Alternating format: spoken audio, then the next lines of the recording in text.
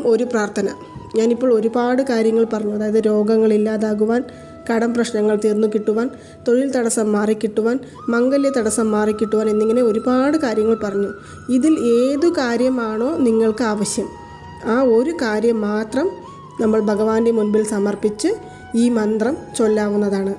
അപ്പോൾ നമ്മൾ ഒരു മനപ്പലകയോ അതല്ലെങ്കിൽ ശുദ്ധമായ ഒരു തുണിയോ വിരിച്ചിരുന്നതിനു ശേഷം മാത്രം വേണം ഈ മന്ത്രം ജപിക്കുവാനായിട്ട്. നിന്നുകൊണ്ട് ഒരിക്കലും ഈ മന്ത്രം ജപിക്കരുത്. പ്രായമായവർ വേണമെങ്കിൽ നമുക്ക് ചെയറിൽ ഇരുന്നു കൊണ്ട് ജപിക്കാവുന്നതാണ്. മന്ത്രം ഇതാണ്: ഓം ശ്രീ ലക്ഷ്മി നരസിംഹം ശരണം പ്രപദ്യേ. ഓം ശ്രീ ലക്ഷ്മി നരസിംഹം ശരണം പ്രപദ്യേ. ഓം ശ്രീ ലക്ഷ്മി നരസിംഹം ശരണം പ്രപദ്യേ എന്ന മന്ത്രമാണ് ഒരു ദിവസത്തിൽ 108 തവണ ജപിക്കേണ്ടത്. ഈ മന്ത്രം ജപിക്കുമ്പോൾ നമുക്ക് എണ്ണം കണക്കിലെടുക്കും.